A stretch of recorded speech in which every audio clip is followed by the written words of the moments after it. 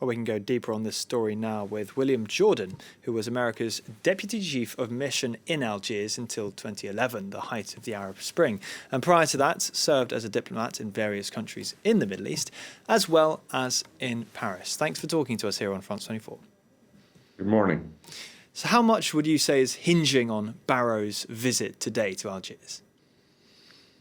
Well, what's hinging on this visit is whether or not you're going to have a successful reset of the Franco-Algerian relationship, which has been much needed for a while, as you've noted, since Emmanuel Macron essentially ceded Moroccan control over Western Sahara. Algeria has been in not just a major sulk, but I think that Algeria has thrown the relationship back into the deep freeze. It's important to remember that this relationship is one that constantly undergoes ups and downs, and exactly what we're seeing playing out now, where the president of France has to send a special emissary to try to placate Algerian hurt feelings, is what we're seeing today. And I suspect it will go along the same lines as before, namely the two sides, as they've more or less said in their joint communiques, want to reestablish the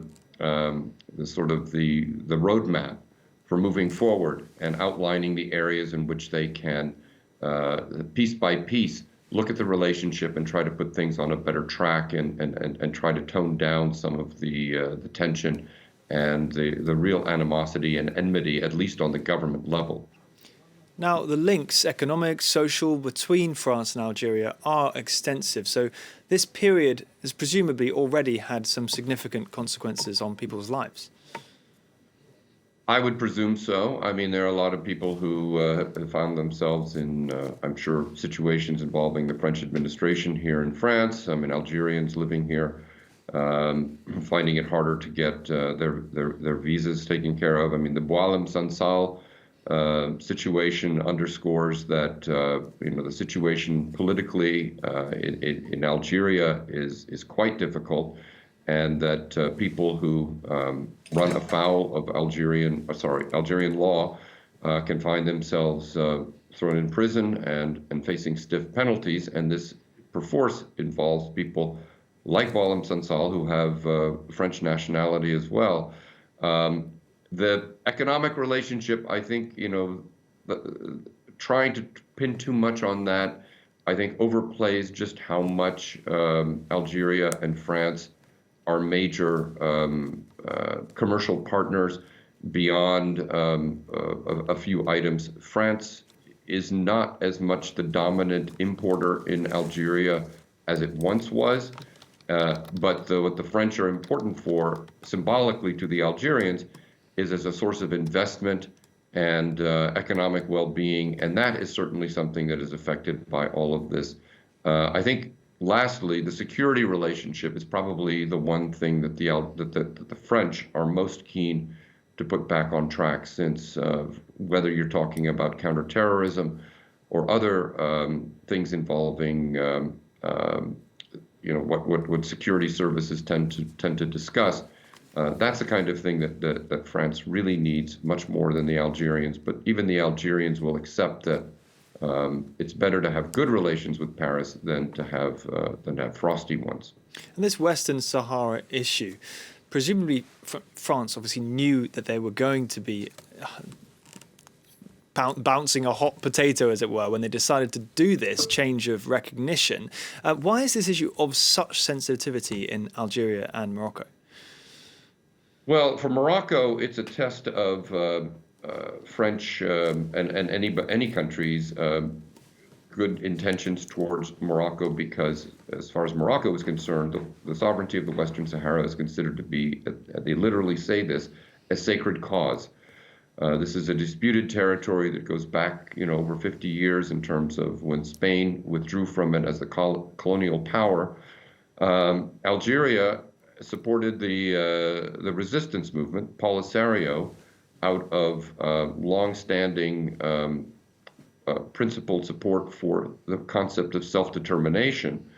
There is also, and this is one of the things that got Boualem Sansal in trouble, There's also behind this a certain amount of ongoing Algerian-Moroccan disagreement over the precise drawing of the boundaries between the two countries, especially down in the area toward Tindouf. For Algeria, this is a matter of principle.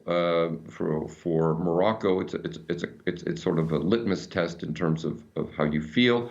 France has been very much a very good acrobat, avoiding falling off the tightrope here by continuing to maintain that the Western Sahara is something that still has to be resolved at the United Nations as part of an international settlement and can't be resolved simply because Morocco says so, simply because Algeria says so, or simply because a few countries agree one way or the other with how it should be resolved. So it was inevitable, and the French would have known this. It was inevitable that Algeria would react the way that it did. But I think that in looking at the totality of France's relations with Morocco, Algeria, and other countries in the Maghreb, you have tens of thousands of French people living in Morocco, especially retirees. You have very strong economic ties. You have a lot of partnerships and investments. And France has wanted to get over, particularly Macron has wanted to get past this whole scandal that blew up about the use of Israeli spyware, partly because of Western Sahara, against French political figures, including himself. So it's been more important for France, I think, to try to calm things with Morocco. But now, they're only at the point where they're going to try to rescue the relationship that that has been damaged because of tilting too far towards Morocco. Right. So in your view, it's not backfired, this move. They kind of saw this as a potential risk, but France is still managing to walk this tightrope and manage to maintain, as it wants to, influence in Francophone North Africa between the two countries. Pretty much. I mean, I think the French did miscalculate as far as just how badly Algeria would respond. But it was calculated risk, and now they're sort of at the point they should have been months ago. But the Algerians were very determined not to make this easy for France, and this again has happened before. It has helped for Algeria that all of this stuff about influencers and refusing to take back Algerians that the French want to expel from French territory. Has made it harder, I think, for France to get anywhere, to get any traction. So, excuse me. This is now at a point where, at least as far as Algeria is concerned, I think they believe that quietly the French have done enough to crawl back to Algiers to try to put this relationship back on track. And yes, ideally, I think France wants to try to get to a point where it's playing this much more as an acrobat, walking this very delicate tightrope, even though, the Algerians will not forget, and I'm sure this will be a subject of considerable discussion today between Foreign Minister Barrot and his Algerian counterpart, just exactly what France's tilt towards Morocco over Western Sahara means in terms of the ultimate resolution of that conflict. Now, I must draw on your experience as a former US diplomat as well. You know more than anyone how difficult it can be representing leadership back home to those in your host country. What must it be like right now on the ground for American diplomats dealing with this tariff crisis? It's not easy. And in fact, I've been surprised, speaking specifically about Algeria, that the Algerian reaction, there's been stuff in the press about the U.S. tariffs. Algeria, I think, is about 35% on the table. The Algerians don't actually send a lot more than hydrocarbon exports to the United States, and most of those are not covered under this proposed tariff regime. The few other things that Algeria provides will probably make it more costly and more difficult for Algerian exporters to deal with the United States. But surprisingly, the Algerians have not reacted as I would have expected them to. But it is hard, and I can tell you that every day, even when I was there and the relationship was on a much better footing, every day you always worried about something that would happen either in Washington, particularly in Washington, that would set the Algerians off. This is the risk diplomats take everywhere they are. It's certainly much more acute now.